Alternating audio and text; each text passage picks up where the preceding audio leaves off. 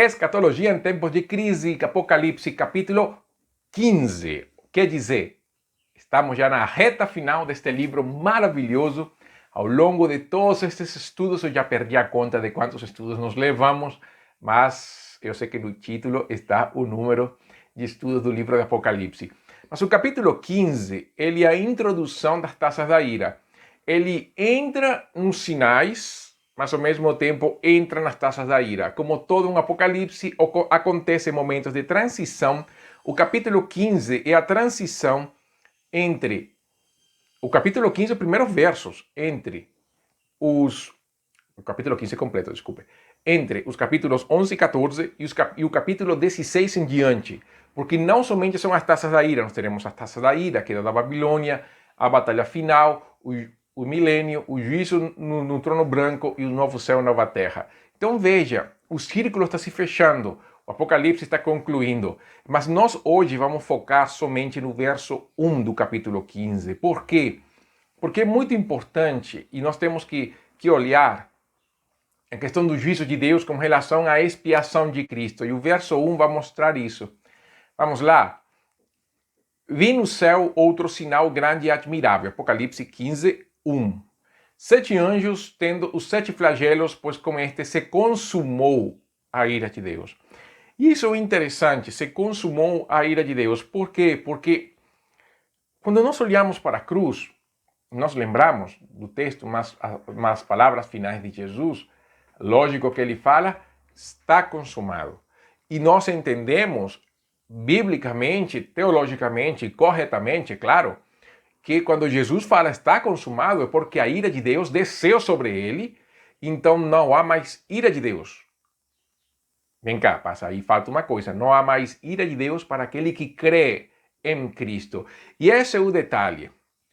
Porque, então vamos falar hoje eu quero falar justamente sobre isso, sobre esse está consumado de Jesus, para entendermos as 7 taças da ira de Deus. Porque o texto fala que aqui se consuma. E nós temos que olhar então para a cruz e falar assim, vem cá, então tem duas consumações? Sim, tem duas consumações. Então vamos para a primeira, para o está consumado de Jesus na cruz. Nós pensamos que Jesus morreu por todos. E isso é uma grande verdade. Jesus morreu por todos. Isso está escrito na Bíblia, nós não temos como lutar contra isso. Segundo aos Coríntios 5, 14 e 15, fala, pois o amor de Deus nos constrange, julgando nós isto, um morreu por todos, logo todos morreram. E ele morreu por todos, para que os que vivem não vivam mais para si mesmos, mas para aquele que por eles morreu e ressuscitou. 1 Timóteo capítulo 2, no verso 4, fala que Deus deseja que todos os homens sejam salvos e cheguem ao pleno conhecimento da verdade. Deus deseja que o homem seja salvo. Todos os homens. E há muitos textos que vão falar sobre isso. Muitos. Eu só queria mostrar 2 somente para mostrar que na Bíblia isso é uma verdade. Agora, qual é a outra parte da história? Que nem todos creem. Esse é o fato. Aí Romanos capítulo 10, verso 16 ou 17 fala, mas nem todos obedeceram o evangelho, pois Isaías diz, Senhor, quem acreditou na nossa pregação? E assim a fé vem pela pregação e a pregação pela palavra de Cristo. Então, veja que nem todos vão crer. E quando então, entendendo isso, que Deus deseja que todos os homens sejam salvos, e Jesus morreu por todos, mas nem todos creem, vamos para Isaías capítulo 53, versos 10 e 11, quando fala, todavia ao Senhor agradou moê-lo, fazendo-o enfermar, e quando der ele a sua alma como oferta pelo pecado, verá a sua posteridade e prolongará os seus dias, e a vontade do Senhor prosperará nas suas mãos. Ele verá o fruto do penoso trabalho da sua alma e ficará satisfeito. E o meu servo, o justo, com o seu conhecimento, justificará a muitos, porque as iniquidades deles levará sobre si. Veja essa última parte. Com o seu conhecimento justificará a muitos, porque as iniquidades deles levará sobre si. Veja que Jesus não justificará a todos. Ele morreu por todos, mas a justificação será a muitos. Vamos seguir, então, para pegar essa ideia. Jesus é o nosso sumo sacerdote, Ele apresenta a oferta pelo pecado e, ao mesmo tempo, ele é a oferta, porque ele dá sua vida por nós. Hebreus capítulo 10, versos 19 e 22. Tendo, pois, irmãos, intrepidez para entrar no Santo dos Santos pelo sangue de Jesus, pelo novo e vivo caminho que ele nos consagrou pelo véu, isto é, pela sua carne, e tendo grande sacerdote sobre a casa de Deus, aproximemo-nos com sincero coração, em plena certeza de fé, tendo o coração purificado de má consciência e lavado o corpo com água pura. E o sacerdote, quando nós vemos isso, e Jesus se mostra justamente como aquele que oferece e é a oferta pelo pecado, vamos lembrar um pouco do dia da expiação. O dia da expiação, que é a imagem, a figura do sacrifício de Jesus, que está em Levítico capítulo 16, essa figura do dia da expiação, o sacerdote chegava com as duas ofertas para apresentar naquele dia, era para confessar os pecados, não do mundo inteiro, mas o pecado somente de Israel. Isso está em Levítico, capítulo 16, quando vai mostrar entre os versos 15 e 22 como é que fazia tudo isso. Mas no verso 19 do capítulo 16 de Levítico, fala que dos sangue aspergirá com o dedo 7 vezes sobre o altar e o purificará e o santificará das impurezas dos filhos de Israel. No verso 17 também vai falar sobre isso. E depois, no verso 21, fala que Arão porá ambas as mãos sobre a cabeça do bode vivo e sobre ele confessará todas as iniquidades dos filhos de Israel, todas as suas transgressões e todos os seus pecados, e os porá sobre a cabeça do bode e o enviará ao deserto pela mão de um homem à disposição para isso. Assim, aquele bode levará sobre si todas as iniquidades deles para a terra solitária, e o homem soltará o bode no deserto. Então, quando Jesus exclamou, está consumado, o preço do nosso pecado foi pago, mas não foi o preço de todo mundo, porque a ira de Deus foi consumada para o povo de Deus, para o Israel de Deus. Jesus morre por todos. O véu foi aberto. Deus abre, então, o perdão para todos por causa da morte de Cristo. O justo morre pelo injusto. Porém, como nem todos creem, o anjo fala para José, Mateus 1, 21, ela, Maria, dará à luz um filho e lhe porás o nome de Jesus, porque ele salvará o seu povo dos pecados deles. O seu povo, não fala que salvará o mundo. Embora João vai falar, eis o Cordeiro de Deus que tira o pecado do mundo. 1 de Pedro 2, 9 e 10 fala, vós, porém, sois raça eleita, sacerdócio real, nação santa, povo de propriedade exclusiva de Deus, a fim de proclamar dessas virtudes daquele que vos chamou das trevas para a sua maravilhosa luz. Vós, sim, que antes não erais povo, mas agora sois povo de Deus, que não tinhas alcançado misericórdia, mas agora alcançaste misericórdia.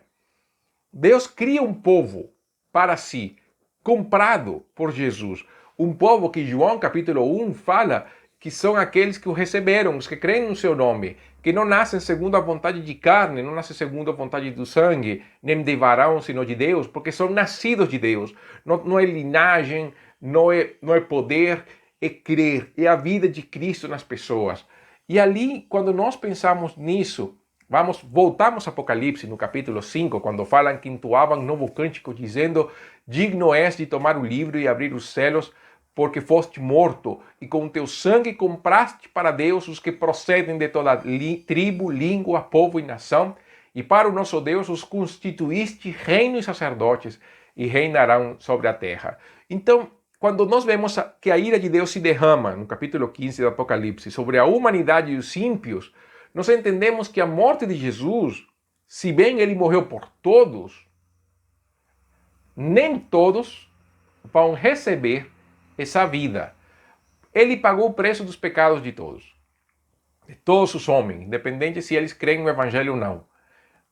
O pago do pecado foi feito na cruz. Porém, a expiação de Cristo se torna eficaz para aquele que crê. Quem recebe o perdão de Cristo? Aquele que se arrepende.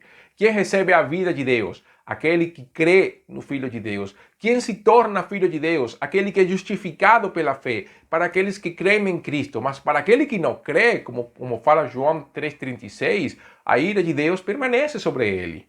Então, para o ímpio, o sacrifício de Jesus na cruz é nada. E por isso eles receberão a justa punição pelos seus pecados. E ali nós vamos para João 3,16, quando fala que de tal maneira Deus amou o mundo que enviou seu Filho unigênito para que todo aquele que nele crê não pereça, mas tenha a vida eterna. Então veja essa parte final. Para todo que nele crê, não pereça, mas tenha a vida eterna. Deus amou o mundo inteiro, toda a humanidade, enviou Jesus, mas nem todos creem.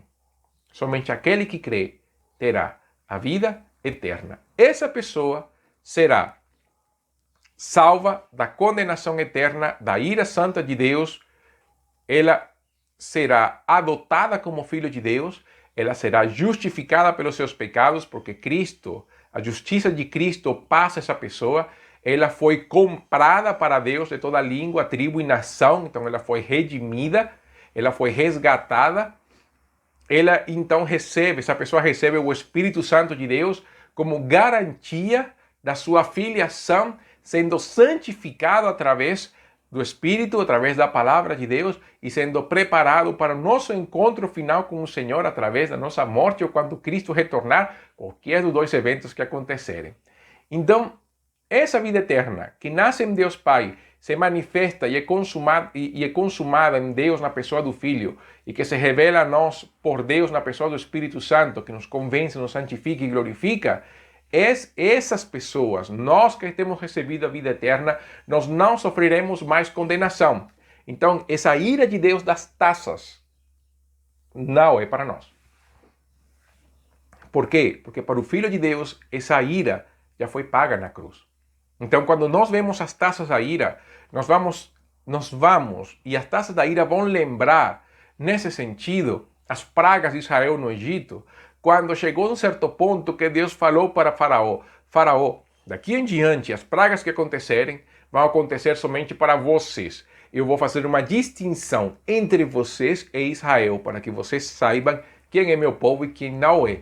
Estas taças da ira acontecerão exclusivamente para os ímpios e não para os filhos de Deus. Então, os que rejeitam a mensagem gloriosa, o justo juízo de Deus cai sobre eles.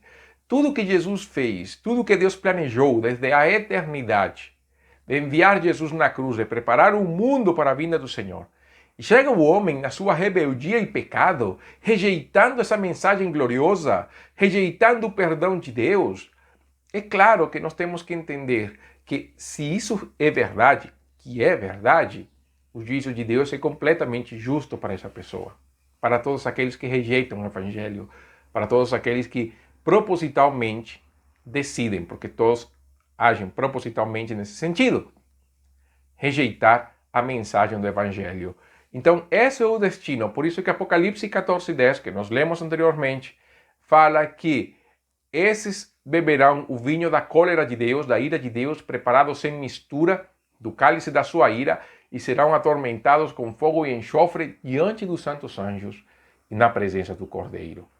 Então, porque quando vemos os selos, as trombetas e agora as taças, podemos ver, por um lado, dois aspectos da salvação. Por um lado, a ira de Deus sobre o mundo ímpio e pecador, sobre todos os homens, sem importar nada. Por quê? Porque o homem decidiu criar seus próprios impérios, seus babeus pessoais, e que todos esses babeus se unirão na pessoa do anticristo. Porque quando o homem pecou, ele se ergueu como Deus num claro desafio ao governo de Deus nos corações dos homens. Nações, divisões políticas, territoriais, governos, são o exemplo mais claro de que o homem decide governar-se a si mesmo, por si mesmo, e não submetido a Jesus. Mas, por outro lado, nós vemos o grande amor de Deus pelo seu povo. 1 Tessalonicenses 1:10 fala que Deus enviou Jesus, a quem ressuscitou dentre os mortos. Ele nos livra da ira vindoura. Ele pagou o preço do nosso pecado. Eu vou repetir, não há condenação para aquele que está em Cristo Jesus. Não somos mais condenados. A ira de Deus, no caso, se Deus se irar contra nós, é uma disciplina corretiva e disciplinadora. Não é condenatória, porque como fala Hebreus, quando Deus nos disciplina como filhos, participamos da sua santidade. Jesus é o nosso Salvador. E nós podemos glorificar a Deus por isso, porque quando pensamos em Jesus como nosso Salvador e daquilo que nós, por Cristo, somos livres, nós podemos glorificar a Deus e amá-lo muito mais por aquilo que Ele fez. Jesus nos livra da ira vindoura. Apocalipse 15 nos mostrará que no final a vitória pertence ao Senhor e a seu povo. Então veja o capítulo 15 no contexto dos primeiros leitores da Bíblia, dos primeiros leitores do livro, perseguidos, açoitados, muitos morreram por causa do Evangelho, e chega neste ponto onde João vai mostrar o ímpio receberá a justa punição pelo seu pecado.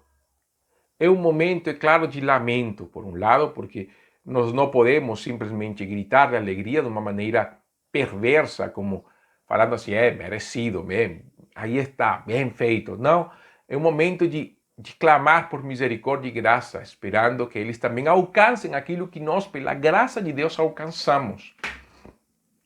Mas, ao mesmo tempo, o consolo de saber de que Deus não se esquece do sofrimento do seu povo.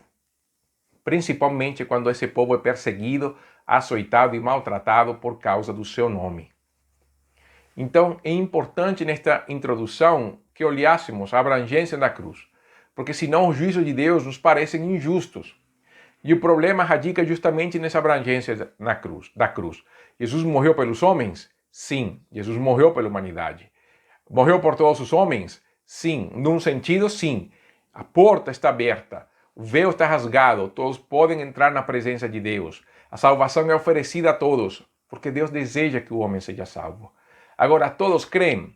Não. E essa é a questão. Como nem todos crerão, a extensão da expiação aplica somente para quem? Para os que creem, para os eleitos, para a igreja de Cristo. Então, se bem Jesus morreu por todos, nem todos serão salvos, porque a eficácia da extensão da expiação somente vai aplicar ao povo de Deus, aqueles que realmente abraçam a vida de Cristo. Se a expiação de Cristo fosse para todos, então todos seriam salvos e não faria sentido pregar o Evangelho. Então, em que nos ajuda tudo isto? Que Apocalipse vai mostrar que para os que vivem na terra, a ira de Deus também será consumada. Eles viverão um pequeno inferno na terra. Se derramará então a ira de Deus final. E nós temos que pensar que antes que esse dia chegue, nós devemos enfatizar muito a pregação do Evangelho, mostrar ao mundo a verdade de Cristo e falar do juízo de Deus que virá sobre o pecador. Não tenha medo de falar sobre a ira de Deus sobre o pecador. Porque a pessoa deve saber o que acontecerá se não crê o Evangelho. As pessoas pensam que crer em Cristo é uma questão optativa. As pessoas têm que entender que isto é um aspecto necessário. Se bem não neste mundo, no momento da morte, eles vão passar toda uma eternidade sem Deus. Ninguém quer que seus familiares, seus amigos, passem a eternidade no inferno. Então pregue o Evangelho, enfatize a pregação do Evangelho, mostre às pessoas também o que acontecerá se não creem. Isso é um ato de amor. Ou você não vai falar que não é um ato de amor do médico explicar para a pessoa o que aconteceria se não tomasse o remédio? Então, quanto mais quando o aspecto é a vida eterna. E é lógico que para nós,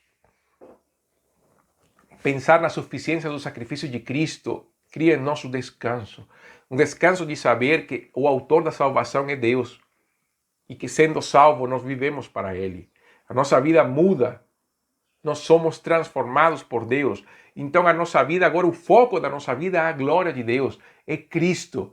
E essa vida nossa deve ser feita de uma maneira santa e digna do Senhor, em sinceridade, em plena certeza de fé, vivendo para a glória de Deus, querendo participar da comunhão dos santos. Vivamos para a glória de Deus. O verso 2, do verso 2 até o verso 4, nós veremos os remidos. E você vai ver o quão lindo isso será. Mas será na próxima mensagem. Até então, Escatologia em Tempos de Crise conclui por aqui. Até uma próxima oportunidade. Que Deus abençoe sua vida.